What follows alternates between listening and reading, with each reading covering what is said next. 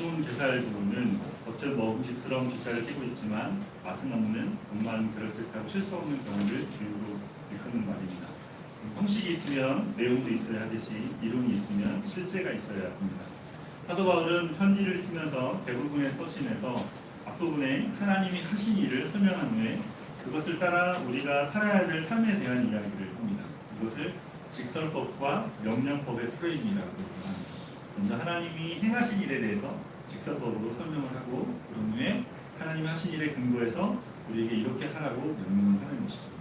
오늘 저희가 읽은 본문은 에베소서 4장입니다. 에베소서 6장까지 있는데 1장부터 3장까지는 하나님께서 영원하신 비전 가운데 행하신 일에 대해서 말했습니다. 여러분 그것이 무엇이었습니까? 1장부터 3장의 내용이죠. 죄인을 위해 죽으시고 부활하신 예수님을 통해서 하나님은 완전히 새로운 개인뿐 아니라 새로운 사회를 창조하셨습니다. 그리스도의 몸된 교회를 통해서 인류와 화목하고 연합하며 새롭게 되는 것을 말했습니다. 이제 그 새로운 사회에 맞는 새로운 기준, 어떻게 살아야 되는지가 필요한 것이죠. 애굽에서 여기 보면 애굽에서 나온 이스라엘 백성들에게 하나님은 시내산에서 모세를 통해 율법을 주십니다. 그것은 하나님의 통치를 받는 하나님의 백성들이 어떻게 살아야 할지를 알려주신 것입니다. 신약의 교회도 마찬가지죠. 하나님이 새로운 사회로 주의 몸된 교회가 어떻게 하나됨을 이루어갈지에 대해서 이야기를 하고 또 그 하나됨이 그냥 단조롭게 획일적으로 되는 것이 아니라 각자의 역할을 하면서 세워진다고 이야기하고 있습니다. 그 안에서 전혀 다른 사람이 만나 함께 새로운 가족, 새로운 시민이 되는데 어떻게 하나됨을 이루어갈 수 있을까요?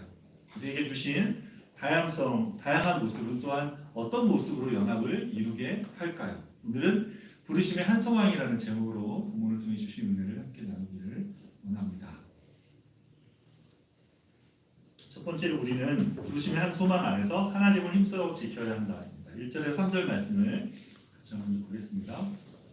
그러므로 주 안에서 갇힌 내가 너희를 권하노니 너희가 부르심을 받은 일에 합당하게 행하여 모든 겸손과 온유로 하고 오래 참음으로 사랑 가운데서 서로 용납하고 평안에 있는 줄로 성령이 하나 되게 하신 것을 힘써 지키라. 사도 바울은 그러므로라고 이렇게 시작하죠. 지금까지 했던 말과 기도를 가지고 에베소 성도들을 권면한다는 말입니다. 뭘 권면합니까? 너희가 부르심을 받은 일에 합당하게 행하라고 권합니다. 이 편지를 갖고 있는 에베소 성도들은 무엇의 부르심을 받았습니까? 무엇을 부르심을 받았어요? 한 명의 그리스도인으로 부름을 받았고 더불어 교회로 부름을 받았습니다. 하나님의 한 가족으로 하나님의 시민으로 부름을 받았습니다. 이 부름받은 자로 부름에 맞게 행하라고 권하는 것이죠. 어떻게 하는 것이 부름에 맞게 행하는 것입니까? 어떻게 하는 것이? 모든 겸손과 온유로 하고 오래 참음으로 사랑 가운데 서로 용납하고 평안에 맺는 줄로 성령이 하나 되게 하신 것을 힘써 지키는 것으로입니다. 이것이 부름받은 자가 합당하게 행해야 될 삶의 모습이고 또 교회 안에서의 관계의 모습입니다. 사도 바울은 그냥 사랑하라고 한 것이 아니고 그리스도의 사랑 안에 머물면서 사랑을 베풀라고 합니다. 여러분 이 4장의 그 앞부분인 3장 마지막 절에 마지막 부분에서 사도 바울이 했던 기도가 있잖아요. 뭘 기도했어요? 너희가 사랑 가운데 뿌리가 박히고 터가 굳어져서. 그러니까 예수님이 주시는 그 사랑을 계속 공급받아야 지금 4장에서 말하는 그러므로 덧붙여진 너희가 그렇게 계속 공급받고 있기 때문에 그러니까 이렇게 사랑 가운데 겸손과 온유로 용납할 수 있다 이런 이야기를 지금 하고 있는 것이죠. 그래서 그리스도 안에 있을 때 그리스도의 주신 사랑을 계속 받으면서 이 사랑을 우리가 해가는 것을 명합니다. 그러니까 이걸 떨어뜨려 놓고 사장이 그냥 본문 앞에 없이 그냥 이렇게 사랑하라는 거다, 용납하라는 거다, 겸손하라는 거다 이렇게 생각을 하면 우리가 하는 거란 말이에요. 그럼 복음이 아니고 거기 그걸 우리가 해야 되니까 그게 뭐가 되니까 율법이 될 수 있다는 거죠. 복음은 뭐예요? 예수님이 그렇게 하셨고 예수님이 그렇게 사랑을 공급하시기 때문에 예수님 안에서 이것을 행하라는 거예요. 그럼 우리가 그렇게 하려면 어떻게 됩니까? 늘 예수님 안에 내가 있다는 것을 마음에 먼저 둬야 되는 거예요. 그러니까 뭔가 이 겸손과 온유를 하기 전에 예수님 안에 내가 있어를 먼저 생각하고 주님의 사랑을 먼저 공급받고 그렇게 행해 나가는 것이죠. 바울은 먼저 겸손으로 행하라 이야기합니다. 겸손을 행하라 단어 타페이노 프로시네는 낮아짐을 의미합니다. 낮아짐. 그냥 겸손한 것을 의미하는 것이 아니라 그리스도의 낮아짐을 의미합니다. 예수님께서 하나님과 동등될 것을 여기지 않고 동등된 존재이시지만 동등될 것을 여기지 않고 자신을 낮추셨습니다. 그렇게 해서 우리를 구원하는 일을 이루셨죠. 그래서 우리도 예수님의 겸손을 따라 행하라 이렇게 말씀하는 겁니다. 그리스도께서 나를 위해 행하신 것을 마음에 품는 사람이 겸손해져. 예수님이 나를 위해 행하신 것을 마음에 품는 사람이 겸손해져. 그냥 겸손한 척한다고 겸손해지는 것이 아닙니다. 내가 살아있으면 겸손이 안 돼요. 내가 살아있지 않고 내 안에 그리스도께서 살아계실 때 겸손해질 수 있어요. 너희 안에 이 마음을 품으라. 그것을 말씀하는 거예요. 예수님의 마음을 품다는 건 예수님이 내 안에 살아계실 때, 그 자기를 낮추신 예수님이 내 안에 살아계실 때 겸손해지죠. 그래서 복음을 믿고 복음의 마음을 두는 사람이 겸손해집니다. 그 사람이 정말 겸손한가는 관계 속에서 스스로를 어떻게 생각하는가로 드러납니다. 자기가 너무 중요해서 자신의 의견이나 주장이 꼭 관철돼야 된다고 생각하는 사람은 겸손한 사람이 아닙니다. 자기보다 공동체의 하나됨을 더 중요하게 여기는 사람이 겸손한 사람이죠. 사람들은 겸손한 사람과 함께하는 것을 좋아합니다. 마음이 교만한 사람 어떻게 합니까? 자기를 업신여긴단 말이에요. 또 불편하게 하죠. 그걸로 막 생각하고 판단하니까 불편하게 합니다. 그런 사람과 같이 지내고 싶은 사람은 많이 없습니다. 그런 사람들은 피해 다니죠. 겸손의 반대는 뭡니까? 교만이란 말이에요. 교만은 패망의 앞잡입니다. 하나님은 교만한 사람을 물리치시고 겸손한 사람을 세우십니다. 교만이 있으면 하나 될 수가 없습니다. 교만은 늘 다툼을 일으키는 주범이 됩니다. 내가 누군데 이렇게 생각을 하고 거기서부터 자신을 드러내기 때문에 다툼이 생기는 것이죠. 여러분의 삶의 자리에 다툼이 많고 깨어짐이 있다면 꼭 여러분의 마음이 교만하지 않은지 돌아보시기 바랍니다. 사도 바울은 다음으로 온유에 대해서 이야기합니다. 온유는 파라우테토스라는 단어를 쓰는데 강함을 절제함으로 나타내는 부드러움을 의미합니다. 온유는 약함으로 인해 그냥 온순한 것을 의미하는 것이 아닙니다. 큰 화물선이 있는데 화물선이 구두에 정박을 하려면 그냥 이렇게 구두와 배가 부딪히면 안 되잖아요. 그 안에 뭐 타이어 같은 걸 넣잖아요. 그 타이어가 중간 역할을 해서 버퍼링을 해서 이것들을 막아주잖아요. 이런 역할을 하는 게 온유의 개념. 예수님께서 온유하셔서 하나님과 우리 사이에 들어오셔서 우리를 대신해서 죄의 무게를 다 감당하셔 주셨던 거죠. 사도 바울은 모든 겸손과 온유로 하라고 말합니다. 겸손과 온유의 본이 누구입니까? 예수님이시죠. 예수님 마태복음 11장 29절에 나는 마음이 온유하고 겸손하니 나의 멍에를 메고 내게 배우겠습니다. 예수님이 온유와 겸손의 본이십니다. 우리는 예수님의 그 온유와 겸손을 배우는 거죠. 예수님이 어떻게 겸손하셨고 어떻게 온유하게 행하셨는지 우리가 보면서 예수님을 보고 배우면서 예수님의 멍에를 메는 거예요. 예수님 멍에는 뭐래서 내 멍에는 쉽고 가볍다. 우리가 생각할 때는 어떻게 예수님처럼 겸손해질 수 있을까? 어떻게 예수님처럼 온유해질 수 있을까? 막 이런 생각하는데 예수님이 그렇게 하신 것을 알고 그것이 내 마음 가운데 와 있으면 어떻게 돼요? 예수님 멍에를 메는 거예요. 예수님과 함께 이렇게 와 있으면 예수님 당하. 멍에를 맨다 그럴 때 멍에는 옛날에 멍에는 소가 두 마리가 이렇게 같이 간다는 거예요. 예수님의 멍에 예수님이 끌고 가시는데 그 옆에 내가 멍에를 같이 메는 거예요. 그럼 예수님이 그 멍에 겸손과 온유 멍에를 메고 가시는 그 자리에 나도 따라가는 거예요. 따라가면서 그냥 배우는 거예요. 그러니까 예수님을 배우라는 예수님이 어떻게 하셨는지 알면 그거를 내 안에 마음을 품으면 그것이 멍에를 메고 배우게 된다. 삶에서 계속 예수님과 관계하다 보면 겸손해지는 사람이 되고 또 온유한 사람으로 되어져가는 거죠. 그렇게 예수님을 닮은 자로 온유와 겸손의 멍에를 메고 하는 그런 뜻이 바랍니다. 바로 계속해서 오래 참음으로 사랑 가운데 서로 용납하라고 말합니다. 그리고 서로 용납하는 건 누군가와 관계할 때 필요한 자세입니다. 관계가 세워지기 위해서 내 마음에 들지 않고 화나게 하는 사람들을 인내하는 인내심을 발휘해야 합니다. 그냥 참는 게 아니라 어떻게 해요? 사랑 가운데 용납하는 거죠. 사랑 가운데 용납하는 거죠. 그리고 용납이 뭡니까?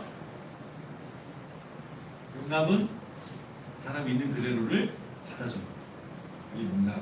그 사람이 가진 성격이나 기호나 태도나 모습 그대로를 받아주는 것이 용납. 여러분 공동체 하나가 되기 위해서 꼭 필요한 것이 용납이죠. 가정 안에서도 부부 사이에 자녀들을 어떻게 해야 돼요? 용납해야 합니다. 나랑 너무 닮았어. 내가 정말 마음에 안 드는 게 너무 있어. 그게 배우자든 그게 자녀든 어떻게 해요? 그게 어떻게 해야 돼요? 내가 낳고 내가 관계하고 있잖아. 가장 친밀한 관계니까 용납해요. 교회 안에서도 어떻게 됩니까? 교회 안에서도 마찬가지입니다. 교회 안에서도 우리가 다 다른 삶의 배경에서 왔잖아요. 다른 집안에서 왔고 다른 어떤 그 삶의 그 경험들을 가지고 왔어요. 직업도 다르고 삶의 배경도 다 다릅니다. 이게 그 한 몸을 이루고 있잖아요. 이 안에서 보면 어떤 사람은 정말 마음에 안 드는 사람이 있을 수도 있어요. 우리 안에. 그렇지만 어떻게 해야 돼요? 사랑 가운데 용납해야 됩니다. 왜냐하면 주님이 사랑해서 우리를 한 몸 되게 했기 때문에 우리가 서로 용납해 갈 때 아, 저 사람의 그 모습을 어떻게 해요? 나도 좀 불편하게 하지만 내가 사랑 가운데 용납하고 가야 돼요. 네, 주님이 그렇게 이야기하시는 거죠. 깨어진 관계 회복이라는 책에 있습니다. 책이 관계에 대해서 되게 이렇게 잘 설명해 놨는데 관계를 이루는 네 가지 축에 대해 설명하는데 사랑과 신뢰와 존경과 이해. 마치 이렇게 책상에 네 다리가 있듯이 네 다리가 잘 돼 있으면 사랑과 신뢰와 존경과 이해가 네 축이 잘 돼 있으면 관계가 온전해지는데 이 중에 하나가 이렇게 온전치 않다 그러면 불안해지고 두 개가 없다 그러면 관계가 굉장히 깨어지기 쉬운 관계가 된다고 이야기합니다. 거기서 이야기하는 게 이해에 대해서 말할 때 이해가 가장 늦게 된다. 어떤 사람이 저 사람이 왜 저러는지 아는 것은 시간이 많이 걸린다는 거예요. 그래서 왜 저렇게 말하고 왜 저렇게 반응하는지 그 사람을 알려면 시간을 많이 두고 이 사람을 봐야 됩니다. 근데 그렇게 가기 전에 뭐가 먼저 있어야 됩니까? 이해하기 전에 먼저 용납이 있어요. 용납이 있어야 그 사람으로 관계하게 되고 그 사람을 알아가게 되고 그래서 이해하는 자리까지 가게 되죠. 아니 저렇게 말하고 왜 저렇게 감정이 저런지 왜 저렇게 행동하는지를 시간을 많이 두고 있어야 그래서 용납하고 나서 받아들이고 나서 그 다음에 듣고 나서 이해할 수 있게 된다는 것이죠. 서로 용납하라고 했어요. 서로 하라고 했어요. 반드시 서로 해야 돼요. 용납을. 한 사람은 용납하고 다른 사람이 용납하지 않고 비난하고 판단하면 어떻게 돼요? 그 관계가 서지 않습니다. 나는 용납하는데 그 사람 안 돼. 이게 뭔가 이게 안 맞는 거죠. 서로 용납해요. 그래서 이게 쉽지 않습니다. 그래서 사도 바울이 그 다음 절에 뭐라고 그랬어요?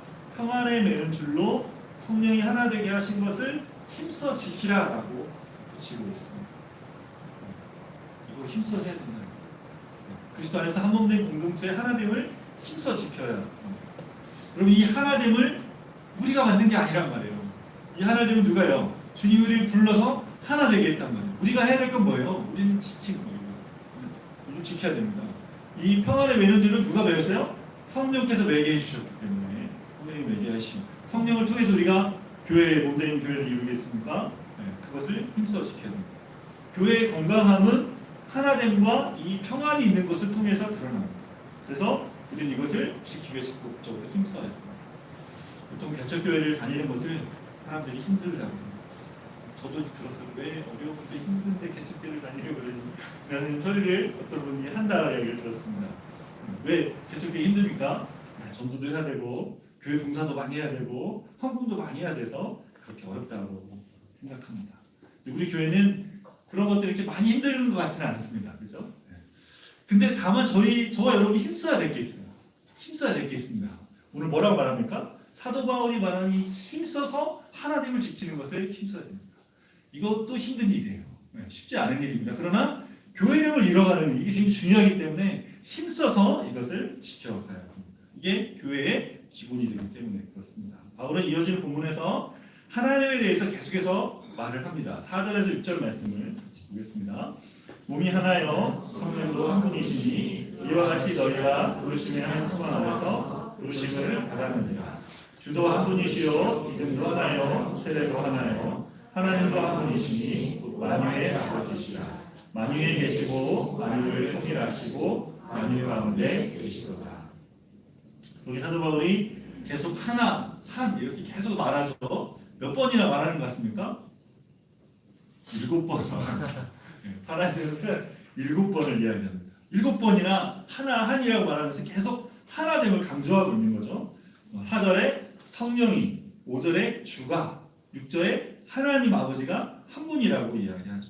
성령과 성자와 성부를 언급함으로 삼일체 하나님 안에 있는 개별성과 공동체성을 함께 바라보게 하고 있습니다.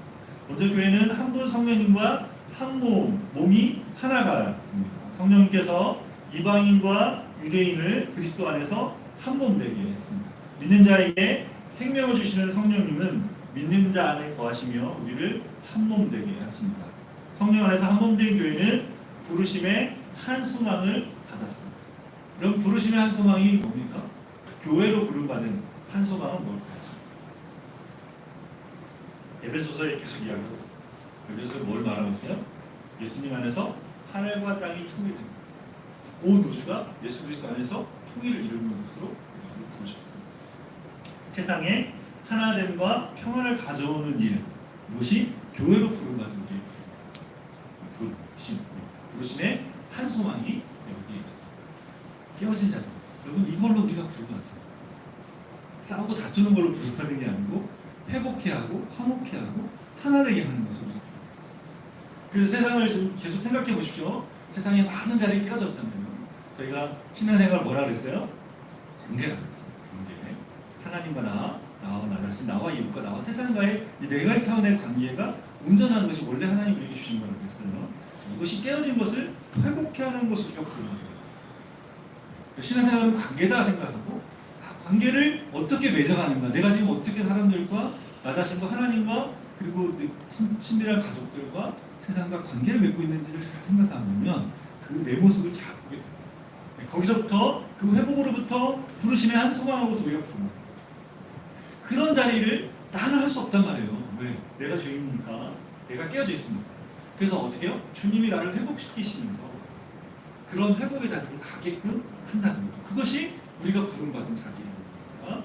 그래서 이 하나됨을 그 교회 안에서부터 지켜가야 된다는 거죠. 두 번째로 주님도 한 분이십니다. 교회는 한 분, 주 예수님을 믿고 그분의 이름으로 세례를 받음으로 하나가 됩니다. 우리는 다른 어떤 잘못된 대상을 믿는 것이 아니죠.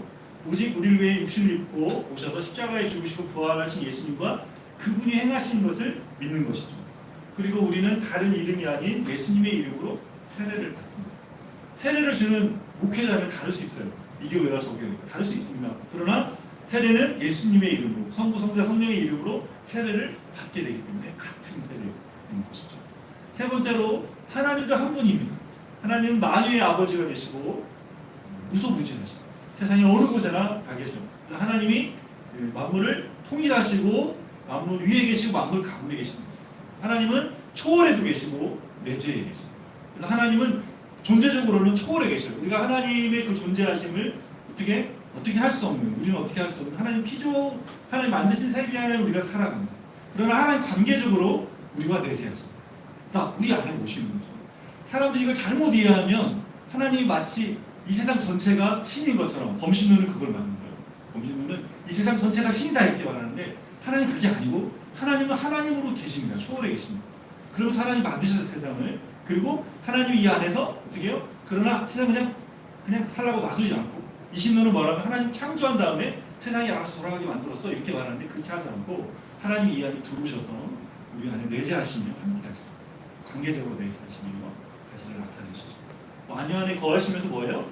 만물을 그리스도 안에서 하나 되게 하는 일들을 계속해서 행하고 계십니다. 하나님이 안 계신 곳이 없고 모르시는 것이 없는 하나님으로 함께하고 계십니다. 그래서 오늘 본문을 포도벌이 말하는 걸 거꾸로 말하면 교회는 하나님 아버지의 간 가족으로 예수를 믿고 세례를 받고 성령으로 한 몸을 이루며 한 부르심의 소망을 가지고 있습니다. 이렇게 성부, 성자, 성령님을 통해서 교회는 하나의 공동체로 부름을 받습니다. 그래서 어떻게 해요? 힘써 하나님을 지켜가야 돼요. 왜 힘써 지키라고 말하겠습니까? 그냥 지키라잖아요. 왜요?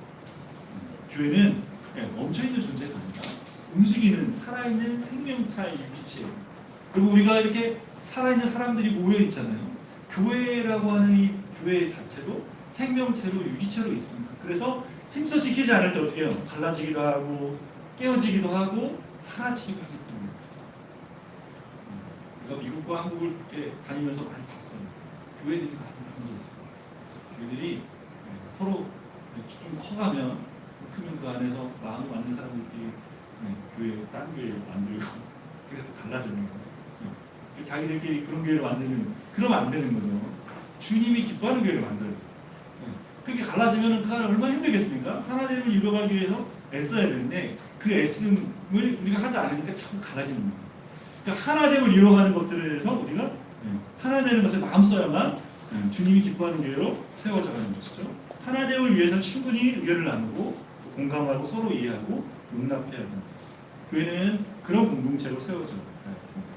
우리 교회는 지난 3년 동안 성부, 성자, 성령 하나님의 일하심으로 하나됨의 공동체로 여기까지 왔습니다. 앞으로도 계속해서 우리 응원의 교회에 속한 저와 여러분이 계속해서 하나됨을 힘써 지키며 부르심에 합당한 삶을 살아가기를 바랍니다. 두 번째로 우리는 그리스도에게 연결되어 각자의 역할을 하며 성장해야 합니다. 교회 하나됨을 강조한 바울은 이제 각 사람에게 주님께서 주시는 은혜의 분량대로 받은 은사를 따라 다양한 봉사를 통해 연합과 성장해 나갈 것을 이야기합니다. 7절과 8절 말씀 같이 읽겠습니다. 우리 각 사람에게 그리스도의 성질의 분량대로 은혜를 주셨나니 이름으로 이르시기를 그가 위로 올라가실 때 사로잡혔던 자들을 사로잡으시고 사람들에게 선물을 주셨다. 여기 예수님께서 각 사람에게 선물의 분량대로 은혜를 주셨다. 선물의 분량대로 은혜를 주신 것은 여기 말하는 은혜는 구원의 은혜가 아니라 다양한 봉사를 할 수 있는 은사, 직분을 주셨다는 것을 말하죠. 바로 이것을 뒷받침하기 위해서 시편 68편 18절을 인용합니다. 바로 예수님께서 땅에 오셔서 고난을 받으시고 하늘로 오르셔서 전리품을 얻으셨다는 거예요. 그분은 만왕의 왕으로 거기서 임명되셨고 그분 안에 세상의 만물은 충만함을 덧입게 했습니다. 그분 안에 있는 자들 또 그분과 연결된 자들은 그분 주시는 은혜의 선물을 따라 살아가며 그것으로 세상을 충만케 하는 일을 감당합니다. 9절과 10절에 올라가셨다는즉 땅 아래 낮은 곳으로 내리셨던 것이 아니면 무엇이냐? 내리셨던 그가 곧 모든 하늘 위에 오르신 자니 이는 만물을 충만케 하려 하심이라. 그러니까 예수님이 그냥 내려왔다 그냥 올라가신 게 아니라 올라가시며 승계하셨다고 하는데 올라가시며 만물의 왕으로 다스리신 분으로 하나님께서 예수님을 모든 일에 뛰어난 이름으로 그분을 삼으시고 건져서 삼으시고 만물을 다스리게 하시죠. 그 다스리게 하시는 일을 우리에게 교회를 통해 은혜의 선물을 주시며 우리를 통해 이 일을 감당하는 거죠. 우리 각 사람에게 주님이 우리가 중생할 때 우리에게 은사를 주시는데 고린도전서 12장 7절에 보면 각 사람에게 성령을 나타내심은 유익하게 하려 하십니다. 우리 각 사람에게 믿는 각 사람에게 은혜의 선물의 분량대로 우리 각 사람에게 은사를 주십니다. 중생할 때 주세요. 그 은사가 뭔지는 우리가 교회 생활하면서 또 우리가 삶으로 살아가면서 알게 됩니다. 그러니까 교회 안에서와 더불어 우리가 살고 있는 삶의 자리에 주님의 은사가 나타나는 거죠. 여러분 우리가 태어날 때 그 재능을 가졌다, 기프트를 가졌다 말할 때 태어날 때부터 갔잖아요. 뭔가 이렇게 배워서가 아니라 저 음악을 잘해, 머리가 과학을 잘해 이런 그잖아요. 그런 것들을 찾잖아요. 그런 것처럼 재능을 찾듯이 주님이 예수님 안에서 우리를 살려주실 때 우리에게 성령을 각 사람에게 나타내신다고 했잖아요. 또 각 사람에게 준다고 했잖아요. 그러니까 각 사람에게 준 선물이 있다. 내게 준 선물이 있다. 그러니까 그것이 뭔지를 우리가 알아야 되죠. 그 선물을 주신 것은 뭐예요? 주님의 충만함을 세상 가운데 나타나게 하려고 우리에게 그 선물을 주시는 거예요. 그러니까 내게 주신 게 뭔지를 알아가야 돼요. 그러니까 교회 안에서 우리가 만나고 교제하고 활동하는 동안에 그 사람 안에 있는 주님 주신 선물들이 나타나는 거죠. 그래서 우리가 알게 되는 겁니다. 그래서 그걸 통해 뭐예요? 주님 왜 그걸 주셨어요? 그냥 준 게 아니라 그걸 통해서 교회를 섬기고 성장하도록 하기 위해서 주셨습니다. 고린도전서에 그 영적인 은사의 다양함을 여러 모양으로 설명을 합니다. 굉장히 많은 은사들이 나오는데 에베소서 오늘 본문에는 특별히 은사를 받은 사람들의 직분을 중심으로 가르침과 관련된 직분을 소개하고 있습니다. 11절에서 12절 말씀 보겠습니다. 그가 어떤 사람은 사도로, 어떤 사람은 선지자로, 어떤 사람은 공동선교사로, 어떤 사람은 목사와 교사로 삼으셨으니 이는 성도를 온전하게 하여 봉사의 일을 하게 하며 그리스도의 몸을 세우려 하십니다. 사도 바울이 언급한 은사의 직분은 사도와 선지자, 복음 전하는 자, 목사, 교사. 이들이 교회에서 하는 역할이 뭡니까? 성도를 온전케 하여 봉사의 일을 하게 하며 그리스도의 몸을 세우게 하려는 것입니다. 그리고 성도 그리스도인이죠. 성도가 그냥 성장하는 것이 아니라 목사나 교사처럼 은사를 받고 그 말씀을 가르치고 목양하는 것을 통해서 성장하고 구비되어지는 것이죠. 필요한 부분에 적절히 도움을 받고 자라가는 것입니다. 그렇게 성도를 온전케 하면 어떻게 됩니까? 어떻게 하면 성장한 성도가 봉사의 일을 하며 그리스도의 몸을 세우게 됩니다. 이 봉사라는 헬라어 단어는 디아코니아, 영어로는 미니스트리 이렇게 표현되어 있고 사역으로 번역되어 있습니다. 성도를 온전케 해서 하는 것이 뭐예요?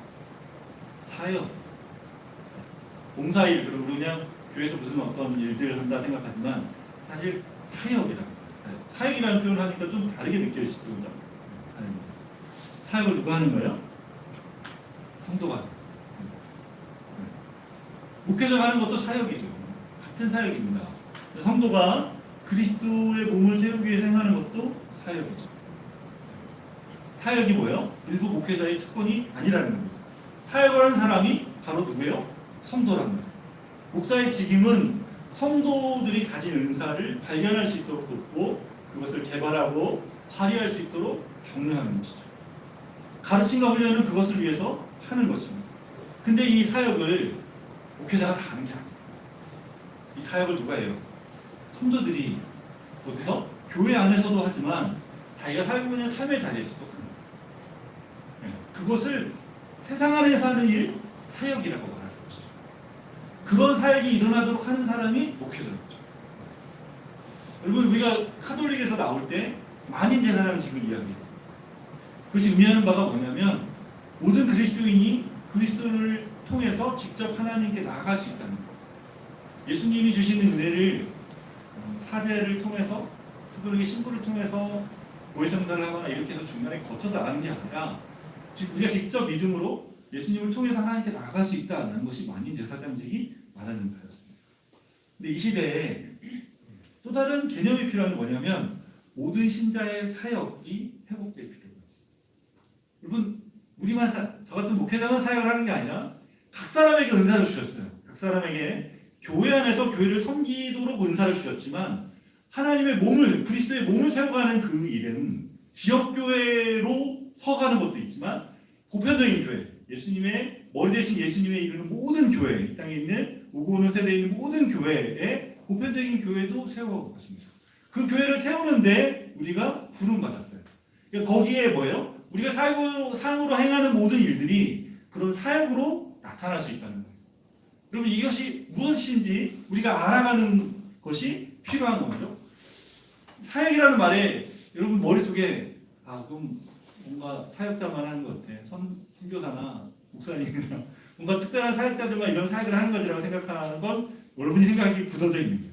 말씀은 뭐예요? 여러분이 복음을 알고 주님이 내게 주신 이 에베소서 본문에서 말하는 바 만유를 다스리시며 만유를 충만케 하시며 우리에게 주신 은사를 따라 일들을 감당케 하시는 주님의 일들이 무엇인지를 안다면 그게 왜 여러분 저에게만 제한됩니까? 여러분에게도 하게 하셨단 말이에요. 여러분에게도 마음껏 하라고 예수님이 문으로 들어오며 나오며 꼴을 먹는다고 했잖아요. 들어올 때도 먹지만 나가면서도 먹는단 말이에요. 나가서도 여러분이 살고 있는 삶의 자리에서도 주님 마음껏 일들을 감당하라 하시는 거예요. 여러분이 이것을 마음에 품고 주님이 주신 이 원리를 가지고 내가 구비되면 갖춰집니다. 어디든 가서 주님의 일들을 감당한 사람으로 살아갈 수 있게 되는 것입니다. 주님은 이렇게 우리를 세워가시죠. 교회가 잘 세워지는 것이 어떤 식으로 잘 세워집니까? 13절에서 14절 말씀 같이 읽겠습니다. 우리가 다 하나님의 아들을 믿는 것과 아는 일에 하나가 되어 온전한 사랑을 이루어 그리스도의 장성한 분량이 충만할 때까지 이르리니 은 우리가 이제부터 어린아이가 되지 아니하여 사람의 속임수와 간사한 유혹에 빠져 온갖 교훈의 풍조에 밀려 유동하지 않게 하려. 교회가 건강하게 성장하고 있으면 우리가 다 하나님의 아들을 믿는 것과 아는 일에 하나가 돼서 온전한 사람을 이루어 그리스도의 장성한 분량에까지 충만한 데까지 이르게 교회에 속한 모두가 다 함께 성장한다는 거예요. 하나님 아들 예수님을 믿는 것에서 일치를 이루고 예수님과의 친밀한 관계 속에서 예수님이 어떤 분이신지 알아가는 것에 일치를 이루게 된다는 거죠. 여러분 이것이 교회의 원래 모습이라는 거예요. 하나님이 우리에게 복음만 해주시는 복음의 은혜의 내용이 뭔지를 먼저 알아야 되고 그것이 정말 내 삶에 경험되면서 예수님이 살아계셔서 나와 함께 하시는구나라는 것을 경험해서 알아가는 것에 일치를 이루는 그 단체, 그 공동체가 교회라고 주님이 이야기합니다. 그것이 성장이고 그것이 자라가는 거예요. 그것이 계속해서 자라면 주님의 충만한 데까지 우리가 이르게 됩니다. 그렇게 말하고 있습니다. 온전한 사람을 이룬다 이렇게 말하는데 온전한 사람은 여기서 개인을 말하는 게 아니고 여러분 에베소서에서 한 세 사람을 이룬다 그랬잖아요. 이방인과 유대인이 하나 되는 새로운 인류 한 세 사람을 이룬다 그랬잖아요. 그러니까 온전한 사람은 교회의 온전함을 이루는 온전한 사람, 교회가 온전케 되어지는 모습이 이렇게 된다는 거죠. 복음을 알고 복음의 실제를 경험하면 교회는 계속 그 온전함 가운데 성장하며 자라가며 나아간다는 것이죠. 그 안에서 주님의 충만한 데까지 우리가 이르게 돼서 주님이 주시는 충만함을 덧입게 됩니다. 지난 주간에 저희가 기도할 때 뭐였어요? 어떻게 충만함을 이룬다 그랬습니까? 우리의 지식을 뛰어넘는 주님의 사랑의 넓이와 길이와 깊이와 높이를 깨달아라. 하나님 모든 충만함으로 충만케 되기 원한다 그랬어요. 그걸 깨달아 그 사랑을 점점 알아가고 충만함을 덧입는다 했는데 우리에게 주님을 아는 것과 주님 믿는 것과 주님을 아는 것에 우리가 점점 자라갈 때 주님의 충만함을 덧입어 동작하게 됩니다. 이게 원리란 말이에요. 여기서 그냥 한 번에 되어지는 구원을 주신 것은 한 번에 되어진다 그랬어요. 의롭게 있는 거는. 그러나 이 충만함을 입고 거룩해져가는 그리스도의 몸된 교회로 온전케 되어가는 것은 과정입니다. 우리 각자가 이것을 알아가며 각자가 서로 하나 되는 걸 힘쓰며 이렇게 해갈 때 어떻게 해요? 점점점 그렇게 자라가고 그 충만함으로 온전함으로 나아가게 된다는 거죠. 다 그렇게 하면 좋은데 그렇게 못하는 사람이 있어요. 어떤 사람은 여전히 그거 안 되는 사람은 여전히 어린아이 같은 신앙으로 머무르는 사람이 있습니다. 이 사람은 어떤 모습을 보입니까? 어떤 모습이 보인다고 말해요? 14절에 사람의 속임수와 간사한 유혹에 빠져 온갖 교훈의 풍조에 밀려 요동하지 않게. 근데 요동하는 사람이 어린아이는 사람이 막 무슨 말하고 무슨 간사한 이야기를 하고 이단이 무슨 말을 하고 사람들이 이거 좋다고 말하면 거기에 막 마음을 쏠리고 또 이거 해볼까 이거 하면서 여기저기 왔다 갔다 한단 말이에요. 마음을 못 정하고. 그러니까 어떻게 해요? 계속 도는 거, 빙빙빙 도는 거예요. 요동한다, 밀려 이게 돈다는 거예요. 폭풍 속을 도는 것처럼 이스라엘 백성들이 광야 40년을 도는 것처럼 계속 이렇게 돌아서 근데 뭐가 뭔지 잘 모르고 있는 거예요. 아직 어린아이니까. 어떻게 해요? 쉽게 흔들리고 업앤다운이 심하다. 귀가 얇아서 이 소리 저 소리 듣고 그렇다는 것이죠. 이거는 뭐와 대조를 이룬 거야? 3장에 말했던 사랑 가운데 터가 박히고 뿌리가 굳어지는 것과 대조. 주님의 사랑 안에 이렇게 머물러서 거기에 긴들거리 머물러서 뿌리를 잘 내리고 있으면 거기 안정감을 가지고 복음이 말하는 게 이런 거구나. 주님이 주신 사랑이 이런 거구나 라는 걸 조금씩 알아가게 됩니다. 경험하면서. 그렇지 못한 사람은 자꾸 흔들려야 됩니다. 어린아이니까. 그러니까 어린아이처럼 되지 않으려면 공동체 안에서 어떻게 해요? 이 사랑을 덧입고 이 사랑 안에 계속 머물면서 그 터에 뿌리를 내리고 있으면 된다. 여러분은 어떠신가요? 매일 작은 어려움에도 쉽게 주님을 믿는 믿음이 여러분 흔들리고 있습니까? 바울은 그런 어린아이 같은 모습에서 자라가라고 권면합니다. 이렇게 한 개인이 교회 안에서 어떻게 성장하는지를 이렇게 설명합니다. 15절에서 16절 말씀 읽겠습니다. 오직 사랑 안에서 참된 것을 하여 범사에 그에게까지 자라야지라. 그는 머리니 곧 그리스도라. 그에게서 온몸이 각 마디를 통하여 도움을 받음으로 연결되고 결합되어 각 지체의 분량한 대로 역사하여 그 몸을 자라게 하며 사랑 안에서 스스로 세우느니라. 15절 16절 말씀이 너무 주옥 같은 말씀이 많이 있지만 도대체 이게 무슨 말씀일까요? 이게 무슨 말씀일까요? 영적 성장은 사랑 안에서 참된 것을 행하는 것에 있습니다. 그렇게 하다 보면 범사에게 그에게까지 자랑. 사랑 안에서 참된 것, 주님 주신 진리, 그 진리를 행하는 거죠. 저희는 계속 그걸 뭐라고 합니까? 복음을 내 삶 가운데 적용하는 거. 예수님이 내게 주신 복음의 은혜를 삶 가운데 적용하면 사랑 가운데서 그것을 계속 적용하다 보면 어떻게 해요? 자라가는 거예요. 심령이 자라. 주님께 붙어 있으니까 자라가요. 교회 생활 여기 범사에 그에게까지 자라는 어디까지 자라는 범사. 범사라는 건 뭐예요? 삶의 모든 것. 그래서 교회 안에서의 관계나 생활뿐 아니라 우리가 관계 맺고 있는 모든 자리와 우리가 행하는 모든 것에 주님을 닮은 모습으로 자라가. 자라감의 원리예요. 머리 대신 교회가 머리 대신 그리스도의 교회가 붙어서 연결돼요. 그는 뭐라고요? 그에게서 연결되고 결합됩니다.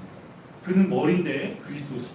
그분이 머리신데 그분에게서 연결되고 결합될 때 자라간다. 그죠? 요한복음 15장에 포도나무와 포도나무 가지 이야기하면서 저가 내년에 내가 저 안에 있으면 이 사람의 열매를 많이 맺는 거예요. 붙어 있으면 머리에 붙어 있는 지체가 되면 자라간다. 성장한다. 여러분 몸이 자랄 때 여러분 기억하십니까? 몸이 자랄 때 어떻게 자랍니까? 몸이 자랄 때 키는 자라, 몸이 이렇게 자라는데 다리는 자라는데 손은 이렇게 안 자라고 이렇게 있지 않잖아요. 함께 자란 몸이 한꺼번에 이렇게 성장하게 자라잖아요. 이게 자란단 말이에요. 그래서 붙어 있으면 머리에 붙어 있으면 그 몸에 붙어 있으면 어떻게 해요? 지체들이 함께 자라는 거예요. 어린아이 장기에 이렇게 자라가듯이 함께 자라는 그렇게 연결되어 있어서 도움을 받아서 자라간다는 거예요. 서로 연결되어 있으면 도움을 받아서 자랍니다. 그래서 주님은 몸의 단위들을 활동하는 단위로 단위도 묶어놨습니다. 그래서 뭐예요? 16절을 보니까 온몸이 각 마디를 통해 도움을 받아 연결되고 결합돼서 각 지체의 분량들을 역사해서 몸을 자라요. 마디라고 하는 우리 몸에 관절들이 있잖아요. 그죠? 이 관절들을 따라서 연결된다는 거죠. 이 원리들을 지금 이야기하시면 우리 몸이 관절을 따라 연결되듯이 교회 안에도 어떤 단위들을 따라서 서로 연결되어진다는 거죠. 그래서 지금 저희 교회는 어떻습니까? 저희 교회도 단위들이 있단 말이에요. 어떤 단위들이 있습니까? GGRD가 있고 그리고 청년들이 지금 청년부로 아직 모이지 못했지만 청년들이 나가고 있단 말이에요. 또 여성 그룹은 복음시스로 모이고 있습니다. 복음시스. 그리고 남성도 모일 거예요. 모여가지고 뭔가 할 거란 말이에요. 그리고 예배를 드릴 때는 어떻게 해요? 이렇게 찬양팀들이 나가서 각자 지금 이 역할을 한번 담당하고 있단 말이에요. 식사를 준비하기 위해서 토요일날 또 오셔서 식사를 준비하는 분들도 있고 여러 모양으로 저희가 지금 성장해 가면서 여러 모양으로 만날 거예요. 여러 모양으로 여러 역할들 일도 하고 또 교제도 하면서 여러 모양들로 마디를 이어갈 건데 그 마디들이 어떻게 해요? 서로 연결됩니다. 서로 연결돼서 뭐해요? 이거 뭐 한다고 합니까? 각자 자기에게 분량대로 역사합니다. 분량대로 역사한다는 게 뭐예요? 각각 자기 역할을 한다는 거예요. 그죠? 각각 자기 역할을 하면 그 역할을 계속 하면 어떻게 돼요? 하면 몸을 자라게 해서 사랑 안에 스스로 세워간다. 각자 역할을 하면 어떻게 해요? 몸이 자라는 거예요. 우리 몸이 어떻게 됩니까? 그냥 밥을 먹으면 뭐예요? 위에서 소화시키고 그 다음에 소화기관들이 잘 이렇게 활동을 해서 에너지를 주고 그래서 몸이 이렇게 성장하게 만든단 말이에요. 각자 역할을 하는 거예요. 각자 역할을 하면 어떻게 해요? 자라요. 언제 모르지? 자라요. 그리고 먹은 것을 가지고 활동을 하면서 눈은 보고 귀는 듣고 입은 말하고 손 움직이고 발을 이렇게 해야지 자란단 말이에요. 이렇게 자라는 거죠. 근데 어떻게 해요? 안 하면 어떻게 됩니까? 각자 역할을 안 하면 어떻게 돼요? 손이 아무것도 안 해요. 머리가 지시해서 이거 하나 잡아라. 나 목마르니까 지금 물을 좀 나한테 줘라 했는데 손이 가만히 있어. 안 해. 머리는 말하는 거예요. 다리가 와도 안 되잖아요. 손이 해야 되는 역할이잖아요. 안 하면 어떻게 됩니까? 몸이 자라지 않아요. 그러니까 우리 안에 작은 사람이 없어요. 우리 안에는 다 뭐요? 각자의 역할을 하게 하셨어요. 훈련대로 역할을 해야 어떻게 해요? 자라간단 말이에요. 그러니까 나는 아무것도 아니야. 나는 가만히 있을래. 이게 안 되고 나에게 주어진 역할이 있어요. 그게 뭔지 여러분 우리가 알아야 되죠. 내가 나에게 주어진 역할이 뭔지 알고 주님이 내게 가르치신 주님을 아는 일과 믿는 것에 내가 뭘 알아야 되는지 거기서부터 시작이 돼야 되고 그 다음에 내가 속해 있는 나의 그룹이나 내가 만나고 관계해야 되는 그 마디가 어디지? 라고 생각하면서 그 안에서 나의 역할들을 해가는 거예요. 각자의 역할이 있고 우리가 묶이면서 해야 될 역할들이 있습니다. 그것들을 잘할 때 어떻게 해요? 내가 성장도 잘한다 이렇게 얘기해요. 성장하는 목표는 어디까지 가는 거예요? 주님께까지. 교인 수가 100명이 되고 1000명이 되는 것이 목표가 아니에요. 헌금이 얼마나 나오는 것이 목표가 아니에요. 교회를 건물을 크게 짓는 게 목표가 아닙니다. 우리 목표는 뭐예요? 범사에 주님께까지 살아가는 거죠. 그렇게 되는 것을 누가 해야 돼요? 우리 각자가 하고 우리 교회 전체가 해야 돼요. 말씀을 알아가는 것에 주님 주신 복음의 원리를 삶에 적용하며 그리고 모든 겸손과 온유를 행하고 오래 참음으로 사랑 가운데 서로 용납하며 관계하면서 평안의 매듭줄로 성령이 하나 된 것을 힘써 지키면서 일들이 되어지는 것이죠. 그렇게 머리 대신 주님과 연결된 교회로 전사의 주님에게까지 자라가는 여러분 되시길 이렇게 주신 말씀 기억하면서 나를 들으신 주님을 찬양하고